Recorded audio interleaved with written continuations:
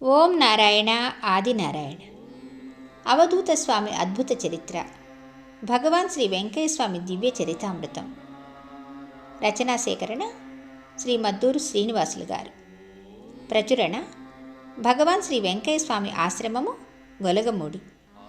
గాత్రం గంటి రేవతి. పర్యవేక్షణ మండవ రవికాంత్. అధ్యాయం 20. దివ్యక్షేత్రం గొలగమూడి. గొలగమూడి ఒక దివ్యక్షేత్రం. ఇది పరమ పవిత్రమైన పుణ్యక్షేత్రం. అవధూత భగవాన్ శ్రీ వెంకయ్య స్వామి వారికి ఇదెంతో బాగా నచ్చిన ప్రదేశం. ఎందుకంటే ఇక్కడ పూర్వకాలంలో ఎన్నో ఏళ్ల క్రిందట యజ్ఞాలు, యాగాలు ఎన్నో జరిగాయని, అంతకంటే పవిత్రమైన స్థలం ఇంకెక్కడ ఉంటుందని స్వామివారే తన భక్తులకు చెప్పేవారు. ఇది అంతటి గొప్ప యాగభూమి, యోగభూమి. కనుకనే స్వామివారు నిరంతరం అగ్నిగుండం అనే మహాయజ్ఞాన్ని ఇక్కడ నిర్విఘ్నంగా సాగించేందుకు ఈ గ్రామాన్ని తన ఆవాసంగా ప్రత్యేకంగా ఎంపిక చేసుకున్నారని భావించవచ్చు. అయితే స్వామివారు 1952 ప్రాంతంలో తొలిసారిగా గొలగముడికి వచ్చే నాటికి ఈ ఊరంతా ఒక చిన్న కుగ్రామంగా ఉండేది. నెల్లూరు నగరానికి కేవలం 10 కిలోమీటర్ల లోపు దూరంలోనే ఉన్న నగరం నుండి తూర్పు వైపున చీలు దారిలో ఓ మూలగా ఉండడంతో చాలా కాలంగా ఈ గ్రామం ఎలాంటి అభివృద్ధికి నోచుకోలేదు. పెద్ద పెద్ద ముళ్ళ పొదలతో ఈ ఊరంతా ఒక పెద్ద అడవిలాగానే ఉండేది. బాహ్య ప్రపంచంతో పెద్దగా సంబంధాలు ఉండేవి కావు. అక్కడక్కడ కొన్ని మట్టిళ్ళు, ఊరికి ఉత్తరాన పురాతనమైన శ్రీ ఆంజనేయ స్వామి దేవాలయం, ఆ పక్కనే కొద్ది దూరంలో ఒక చిన్న కోనేరు ఉండేవి. ఆ కోనేటి నీళ్లే అప్పట్లో అక్కడి ప్రజల దాహార్తిని తీర్చేవి. సరైన రోడ్లు కానీ, కనీసం తాగునీటి వసతులు కానీ ఉండేవి కావు. అన్నీ డొంకదారులే. అలా ఎంతో కాలంగా అసౌకర్యాలకు నిలయంగా ఉండేది. ఎక్కడ చూసినా అంతా ఎర్రమట్టి, గులకరాళ్లమయంగా ఉండేది. అయితే అక్కడి ప్రజలు తొలి నుంచి కష్టపడే తత్వం, మంచి మనస్తత్వం కలవారు కావడంతో ఆ చిన్న పల్లెలో ఎప్పుడూ ఎలాంటి గొడవలు లేకుండా ప్రశాంతంగా ఉండేది. అందరూ కష్టపడి పనిచేసుకుని జీవించేవారే. కల్లా కపటం తెలియని ఆ ఊరిలో నిరుపేద, మధ్యతరగతి రైతు కుటుంబాలు ఎక్కువగా ఉండేవి. ఒక రకంగా చిట్టడవిని తలపించే ఆ చిన్న పల్లెటూరు నుంచి ప్రజలు డొంకదారుల్లో నిత్యావసరాల కోసం అప్పుడప్పుడు దూరంలో ఉన్న నెల్లూరు నగరానికి కానీ, ఇతర ప్రాంతాలకు కానీ ఎలాంటి వాహన వసతులు లేక ఎక్కువ మంది కాలినడకనే వెళ్ళి వస్తుండేవారు. కొంచెం స్తోమత ఉన్నవారు మాత్రం ఎద్దుల బండ్లలో వెళ్ళేవారు. అలా దారి తెన్ను లేకుండా ఎక్కడో విసిరేసినట్లుగా మారుమూల ప్రాంతంలో ఉన్న ఆ చిన్న పల్లె ఆ తర్వాతి కాలంలో స్వామివారి రాకతో పునీతమైంది. అవధూత భగవాన్ శ్రీ వెంకయ్య స్వామివారి పాదస్పర్శతో గొలగముడి పావనమైంది. శ్రీ స్వామివారి మహిమతో కొద్ది కాలంలోనే ఆ ప్రాంతమంతా పంట పొలాలతో సస్యశ్యామలమైంది. ఆ తర్వాత కాలంలో క్రమేణా జిల్లాలోనే కాదు, రాష్ట్ర వ్యాప్తంగా గొలగముడి వెంకయ్య స్వామివారి ఊరుగా బాగా ప్రసిద్ధిలోకి వచ్చింది. ఆ తర్వాత కాలంలో గొలగముడి స్వామివారి దివ్యక్షేత్రంగా ఎనలేని విశిష్టత పొందింది. స్వామివారు అక్కడికి చేరుకునే నాటికి 2 సాధువులు అక్కడొక చిన్న కుటీరంలో ఉండేవారు. స్వామివారు వచ్చాక కొద్ది కాలానికి ఆ కుటీరాన్ని వారు స్వామివారికిచ్చి వాళ్ళు దేశ సంచారానికి వెళ్ళిపోయారు. ఆ తర్వాత శ్రీ వెంకయ్య స్వామివారు అక్కడొక బావిని తవ్వించారు. బావి కోసం మొదట తానే స్వయంగా మట్టిని తవ్వి బావి తవ్వకాన్ని ప్రారంభించారు. ఆ బావి నీరు ఊరి ప్రజలకు, చెట్లకు బాగా ఉపయోగపడుతూ ఉండేది. స్వామివారు ఆ రోజుల్లో అప్పుడప్పుడు గొలగముడికి వస్తూ పోతూ ఉండేవారు. కానీ ఆ తర్వాత వృద్ధాప్యం పయనబడటంతో 1970 ప్రాంతం నుంచి గొలగముడిలోని చిన్న పాకలాంటి ఆ కుటీరంలోనే ఉండిపోయారు. అప్పట్లో శ్రీ స్వామివారిని సేవించే భక్తుల్లో ప్రధానంగా మాతాజీ తులసమ్మ, ఆదినారాయణ రెడ్డి, చలమానాయుడు, గురవయ్య స్వామి, బరిగెల నాగయ్య, రోసిరెడ్డి, అక్కిం వెంకటరామిరెడ్డి, మాతాజీ ఒక్కెమ్మ, దునికి కట్టెలు కొట్టి తెచ్చే కొమరగిరి రమణయ్య, ఊళ్ళోకి వెళ్ళి భిక్షాన్నం తీసుకువచ్చే సోంపల్లి రామానాయుడు, వేలూరు రామానాయుడు, పోలిరెడ్డి, మల్లిక వెంకయ్య, స్వామివారి స్వర్గ్రామమైన నాగుల వెల్లటూరుకు చెందిన నూతేటి ఆదిపనాయుడు, పెనవర్తికి చెందిన మోపూరు దశయ్య, నెల్లూరుకు చెందిన చేకూరు పిచ్చయ్య తదితర భక్తులంతా ఉంటూ తమ గురుదేవుడైన భగవాన్ శ్రీ వెంకయ్య స్వామి వారిని అనన్య భక్తితో సేవించుకునేవారు. గొలగముడిలో శ్రీ వెంకయ్య స్వామివారు ఉన్నారని తెలుసుకుని గొలగమూడి ఆ చుట్టుప్రక్కల గ్రామాల నుంచి ఇంకా ఎన్నెన్నో గ్రామాల నుంచి పెద్ద సంఖ్యలో జనం వచ్చి స్వామివారిని దర్శించుకుంటుండేవారు. తమ కష్టసుఖాలను స్వామివారికి చెప్పుకుని బాధల నుంచి తమను గట్టెక్కించాలని కోరుకునేవారు. స్వామివారి వద్దకు వచ్చిన ఆ భక్తులందరికీ స్వామివారి శిష్యులు సేవకులు అన్నం పెట్టి ఆదరించేవారు. స్వామివారు, అయ్యా అందరూ అన్నం తిన్నారా అని పదే పదే అందరినీ అడుగుతుండేవారు. అందరూ అన్నం తిన్న తర్వాతనే స్వామివారు కాస్త గంజి తాగేవారు. ఎవరూ ఆకలితో ఉండకూడదన్నది స్వామివారి ఉద్దేశ్యం. అందుకే ఆకలైన వారికి అన్నం పెట్టాలయ్యా అని స్వామివారు అనేకసార్లు తన భక్తులకు చెప్తుండేవారు. అన్నదానం విశిష్టతను భక్తులకు తెలియచెప్పడమే కాకుండా వారి చేతనే అన్నప్రసాద వితరణ చేయించి వారిని తరింపచేసేవారు. తలుపూరు నారాయణదాసు స్వామివారి ఆశ్రమంలో కూడా 1978లోనే శ్రీ స్వామివారు తాను అక్కడ ప్రతిష్ఠించిన అమ్మవారి గుడి ఎదుట శివరాత్రి పర్వదినం రోజున భక్తులకు అన్నదానం చేయాలని సంకల్పించి ఈ సత్కార్యాన్ని తన ప్రియ శిష్యుడైన నారాయణదాసు స్వామివారి చేతుల మీదుగానే జరిపించారు. నాటి నుంచి నేటి దాకా శివరాత్రి రోజున నారాయణదాసు స్వామివారు తలుపూరులో అన్నదాన కార్యక్రమాన్ని ప్రతి ఏటా నిర్వర్తిస్తూనే ఉన్నారు. తన గురుదేవుడైన అన్నదాన ప్రభువు భగవాన్ వెంకయ్య స్వామివారిని, స్వామివారు ప్రతిష్ఠించిన అమ్మవారిని నిరంతరం తలుచుకుంటూ కొలుచుకుంటూ తన జీవితాన్ని ధన్యం చేసుకుంటూనే ఉన్నారు. ఆ విధంగా తన శిష్యులకు కూడా అన్నదానం విశిష్టతను తెలియజెప్పి దగ్గరుండి ఆ మహత్కార్యాన్ని వారి చేతనే చేయించి శిష్యులను తరింపజేసిన సద్గురువు భగవాన్ శ్రీ వెంకయ్య స్వామివారు. అంతేకాదు గొలగమూడిలోని భగవాన్ శ్రీ వెంకయ్య స్వామివారి ఆశ్రమంలో కూడా నిరంతరం వందలాది మంది భక్తజనులకు ఎన్నో ఏళ్ల నుంచి నేటికీ ఆశ్రమం వారు అన్నప్రసాద వితరణ చేస్తూనే ఉన్నారు. స్వామివారికి ఎంతో ఇష్టమైన అన్నదాన వితరణను ఒక మహత్కార్యంగా భావించి ఆశ్రమం వారు ప్రతి ఏటా లక్షలాది మందికి కడుపు నిండా అన్నం పెడుతున్నారంటే అతిశయోక్తి కాదు. ఆ అన్నదానానికి నిత్యం ఎక్కడెక్కడి నుంచో భక్తులు వచ్చి ఎంతో భక్తి శ్రద్ధలతో స్వామివారి ఆశ్రమానికి బియ్యాన్ని ఇంకా పప్పులు కూరగాయలు వగైరాలన్నీ మోసుకొచ్చి మరీ సమర్పిస్తుంటారు. ఇలా స్వామివారి మాటే వేదవాక్కుగా స్వీకరించి స్వామివారి ఆశ్రమానికి వచ్చే భక్తులందరికీ అన్నానికి లోటు లేకుండా చేయాలనే ఉద్దేశంతో తమ ఉదారతను ప్రదర్శిస్తున్న భక్తులందరినీ శ్రీ స్వామివారు తన కృపా కటాక్షాలతో ఎల్లవేళలా అనుగ్రహిస్తూనే ఉంటారని వేరే చెప్పనక్కర్లేదు. అయితే ఆనాటి గొలగముడికి ఇప్పటి గొలగముడికి ఉన్న తేడా అంతా ఇంత కాదు. రోడ్లు, మంచినీళ్లు వంటి ప్రాథమిక సదుపాయాలు కూడా లేక ఎంతో కాలం నుంచి అవస్థలు పడుతున్న గొలగముడి గ్రామం ఇప్పుడు దివ్యమైన ఆలయ ప్రాంతంగా వర్ధిల్లుతోంది. కొద్ది సంవత్సరాల క్రితం హైకోర్టు వారి ఆదేశాలతో ఏర్పాటైన భగవాన్ శ్రీ వెంకయ్య స్వామి ఆశ్రమ కమిటీ వారి సారథ్యంలో హైకోర్టు వారి ఆదేశానుసారం గొలగముడికి వచ్చే భక్తులకు ఎలాంటి ఇబ్బందులు లేకుండా సకల సౌకర్యాలు ఏర్పాటయ్యాయి.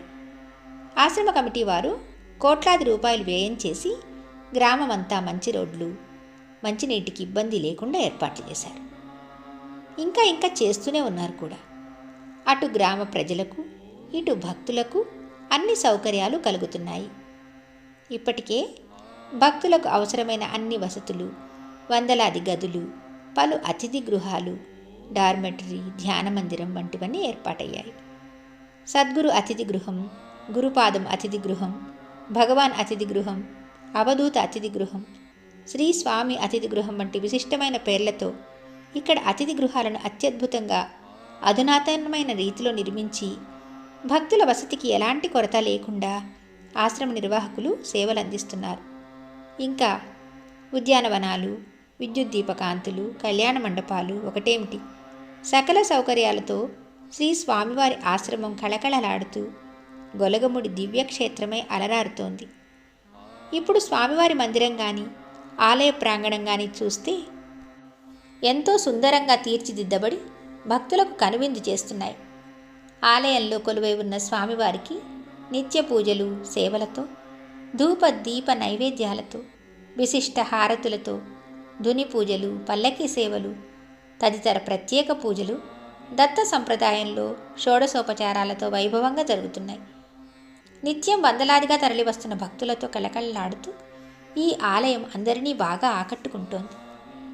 భక్తులు స్వామివారి ఆలయానికి వచ్చి స్వామివారి సమాధి మందిరాన్ని దర్శించుకున్న అనంతరం ఒక్క పూటైనా ఇక్కడ నిద్ర చేస్తే సకల కష్టాలు తొలగిపోయి తమ జీవితాలకు శుభం కలుగుతుందని గట్టిగా విశ్వసించి ఇక్కడికి వచ్చేవారికి ఆలయం సమీపంలోనే వారు నిద్రించేందుకు వీలుగా ఆశ్రమ ప్రాంగణంలో తగు ఏర్పాట్లు ఎంతో సౌకర్యయుతంగా ఉన్నాయి.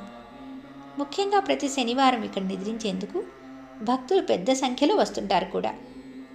ఒకప్పట్లో తాగేందుకు మంచినీరు కూడా చాలినంతగా లేక ఇబ్బందులు పడుతున్న పరిస్థితులను దృష్టిలో పెట్టుకుని శాశ్వత ప్రాతిపదికపై ఆ ఇబ్బందులు తీరుస్తూ గొలగముడి సమీపంలోని సర్వేపల్లి రిజర్వాయర్ నుంచి గొలగముడి ఆశ్రమం దాకా 2 కిలోమీటర్ల దూరం మంచినీటి పైప్ లైన్లు వేయించి ఆశ్రమ కమిటీ వారు పుణ్యం కట్టుకున్నారు. భక్తులకు అటు గొలగముడి ప్రజలకు భవిష్యత్తులో కూడా ఇక తాగునీటి ఇబ్బందులు లేకుండా అన్ని చర్యలు తీసుకున్నారు. నిత్యం అన్నదానానికి ఎలాంటి కొరత లేని విధంగా శాశ్వత ప్రాతిపదికపై అన్నప్రసాద వితరణ జరిగేందుకు 2 అంతస్తుల అన్నదాన భవనం కూడా ఆలయానికి సమీపంలోనే ఉంది. ఇక్కడ ఒకేసారి 1000 మంది భక్తులు కూర్చొని అన్నప్రసాదం స్వీకరించేందుకు వీలుగా ఏర్పాటు చేశారు. ప్రతిరోజు మధ్యాహ్నం రాత్రి 2 పూటల అన్నదానం ఇక్కడ నిర్విరామంగా జరుగుతూనే ఉండడం ఎంతైనా గొప్ప విశేషం. మామూలు రోజుల్లోనైతే ఇక్కడ రోజు సుమారు 2000 మంది దాకా భక్తులు అన్నప్రసాదం స్వీకరిస్తుంటారు. శనివారం రోజుల్లోనూ పర్వదినాలు, ఉత్సవాలు, ఆరాధనోత్సవాల్లోనైతే భక్తులు వేల సంఖ్యలో వస్తూనే ఉంటారు. అయినా స్వామివారి దివ్యానుగ్రహం, ఆశ్రమ కమిటీ వారి సేవలతో భక్త జనానికి ఇక్కడ ఎలాంటి లోటు ఉండదు. అంతేకాక ఎంతోమంది నిరుపేదలు, అనాథలైన విద్యార్థులకు ఉచితంగా విద్యను అందిస్తూ అవధూత భగవాన్ శ్రీ వెంకయ్య స్వామి వారి ఆశ్రమం వారు చేస్తున్న మానవతా సేవలు అమూల్యమైనవి. భగవాన్ శ్రీ వెంకయ్య స్వామి వారి విద్యాలయం పేరుతో ఉన్న ఈ విద్యాలయం ఇప్పుడు 2 అంతస్తుల పెద్ద భవనంలో ఉంది. విద్యార్థులకు చక్కని విద్యను బోధించి వారు చదువుల్లో ఉన్నతంగా రాణించేందుకు అవసరమైన ఏర్పాట్లన్నీ చేశారు. గతంలో ఈ పాఠశాల చిన్న చిన్న ఇరుకు గదులతో బాలబాలికలకు ఎలాంటి సౌకర్యాలు లేకుండా ఎంతో ఇబ్బందిగా ఉండేది. అలాంటి పాఠశాలను ఇప్పుడు ఎవరూ ఊహించని విధంగా ఒక పెద్ద కార్పొరేట్ పాఠశాల స్థాయిలో తీర్చిదిద్దారు. సుమారు 400 మంది దాకా బాలబాలికలున్న ఈ విద్యాలయాన్ని అత్యంత అధునాతన వసతులతో అభివృద్ధి చేశారు. లక్షలాది రూపాయలు వెచ్చించి హైస్కూల్ భవనం నిర్మించి ఆ పాఠశాలను సరస్వతి నిలయంగా రూపుదిద్దడం నిజంగా ఒక అపూర్వమైన విషయం. ఈ పాఠశాల ఇప్పుడు ఎంతోమంది పేద విద్యార్థులకు 10వ తరగతి దాకా చదువుకునేందుకు ఎంతగానో దోహదం చేస్తోంది. దీంతో భగవాన్ శ్రీ వెంకయ్య స్వామి వారు అవధూత నిరతాన్నదాతే కాదు, విద్యాదాతగా కూడా ఎంతోమంది విద్యార్థుల జీవితాల్లో నేటికి వెలుగుబాటలు పరుస్తూనే ఉన్నారనేందుకు ఇదొక గొప్ప నిదర్శనం. శ్రీ స్వామివారిపై అచంచల భక్తి శ్రద్ధలతో అటు మాధవ సేవ, ఇటు మానవ సేవ పరమావధిగా ఆశ్రమ కమిటీ వారు అవిశ్రాంతంగా చేస్తున్న అభివృద్ధి కార్యక్రమాలతో గొలగముడి రూపురేఖలే మారిపోయాయంటే అతిశయోక్తి కాదు. ఒకప్పుడు గులకరాళ్లతో డొంకదారిగా ఉన్న గొలగముడి రోడ్డు ఇప్పుడెంత దివ్యంగా ఉందో, భక్తజనులకు ఎంత సుప్రశాంత ఆధ్యాత్మిక వాతావరణం కల్పిస్తోందో ఒక్కసారి వచ్చి చూస్తే ఎవరికైనా అర్థమవుతుంది. ఏ 20 ఏళ్ల కిందటో లేదా 25 ఏళ్ల కిందటో గొలగముడిని దర్శించుకున్నవారు ఇప్పటి గొలగముడిని చూస్తే ఆశ్చర్యపోక తప్పదు. నిజంగానే ఇది అలనాటి గొలగముడేనా అనిపిస్తుంది. గొలగముడికి వచ్చేందుకు సరైన రోడ్డు వసతులు కూడా లేని రోజుల్లో ఇక్కడికి వచ్చిన వారు ఇప్పుడు గొలగముడి రోడ్లు కానీ, గొలగముడి నుంచి నెల్లూరు నగరానికి, ఇటువైపు గూడూరు పట్టణం, చెన్నై నగరాలకు వెళ్లే రోడ్లు కానీ చూస్తే గొలగముడి ఇంతగా అభివృద్ధి చెందిందా అని ఆశ్చర్యపోతారంటే అతిశయోక్తి కాదు. గొలగముడి గ్రామంలోని ప్రజలు, పెద్దలు, వృద్ధులకు ఈ తేడా మరింతగా తెలిసి వారు ఊహించని అభివృద్ధిని చూసి ఎంతగానో ఆనందిస్తుంటారు కూడా. ఇదంతా హైకోర్టు వారి ఆదేశాల మేరకు ఏర్పడిన గొలగముడి ఆశ్రమ కమిటీ ఆధ్వర్యంలో చేస్తున్న అభివృద్ధి కార్యక్రమాలే. ఒక్క మాటలో చెప్పాలంటే ఇంత ఘనమైన అభివృద్ధి అంతా హైకోర్టు వారి పుణ్యమే. వారి ఆదేశాల వల్లనే స్వామివారి ఆలయం గతంలో ఎన్నడూ లేనంతగా ఇంత వేగంగా అభివృద్ధి చెందుతూ ఉంది.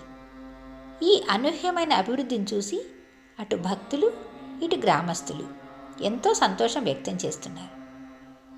కొద్ది రోజులు పోతే ఇక్కడ గోవు పాదమంత నేల కూడా దొరకదు కదయ్యా అని స్వామివారు గతంలో చెప్పినట్లుగానే ఇప్పుడు ఇక్కడ భూములు కూడా మంచి ధరలు పలుకుతున్నాయి. గ్రామంలో మట్టిళ్ళు ఇప్పుడు కనిపించవు. ఎటు చూసినా మిద్దెలు మేడలు కనిపిస్తుంటాయి. చుట్టూ ఎటు చూసినా కనుచూపు మేర పచ్చని పంట పొలాలతో గొలగముడి గ్రామం కళకళలాడుతూ ఉంది.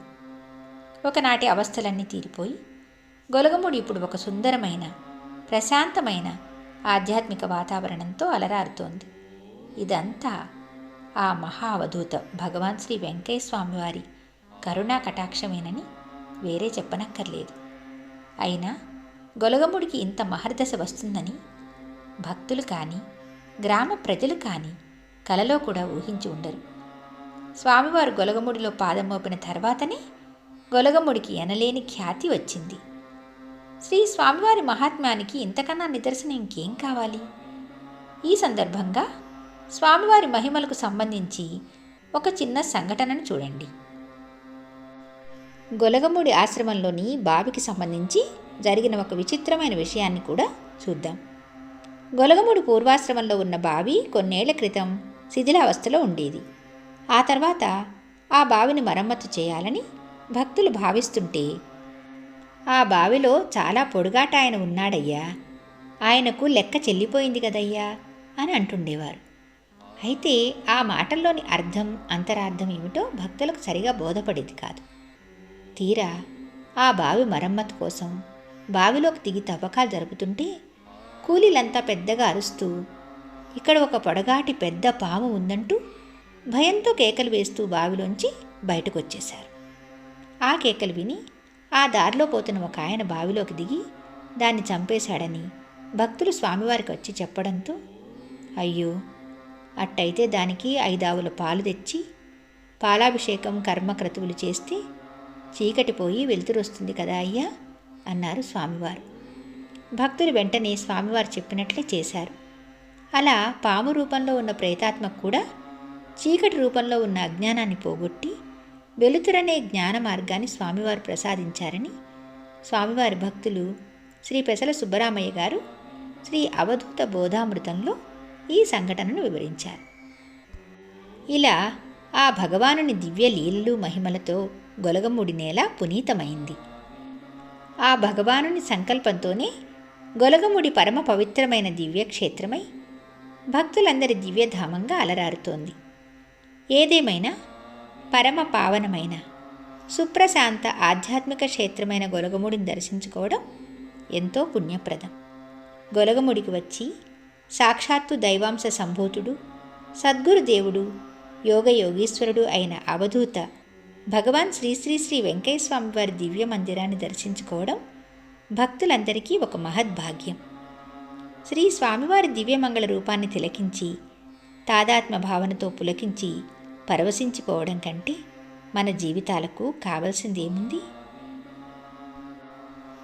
అధ్యాయం 20 దివ్యక్షేత్రం గొలగముడి సమాప్తం.